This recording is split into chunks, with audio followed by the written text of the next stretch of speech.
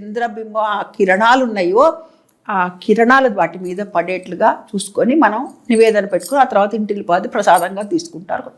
సరే, ఇంకా ఈ కార్తీక మాసంకి వచ్చేసరికి కార్తీక మాసంతో సమానమైన మాసం లేదు అని అనుకున్నాం కదా. మరి ఈ మాసంలో చేసే పౌర్ణమికి పట్టు అంత ఉంది కాబట్టి తెల్లవారుజామున సూర్యోదయానికి పూర్వమే లేచి మనం స్నానాధికాలు పూర్తి చేసుకొని, ఈ స్నానం ఏం స్నానం చెప్పారు అంటే సముద్ర స్నానాన్ని చెప్పారు.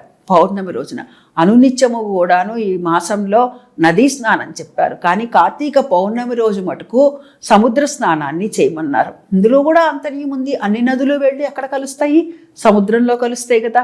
అందుకని అది ఒకటైతే, రెండోది ఆయా ఋతువుని బట్టి వచ్చేటటువంటి ఏవైతే చర్మ సంబంధమైనటువంటి రోగాలు ఉన్నాయో అవన్నీ రాకుండా మన దరి చేరకుండా చేస్తుంది ఈ స్నానం, ఈ కార్తీక స్నానం అనేటటువంటి, సముద్ర స్నానం అనేటటువంటి.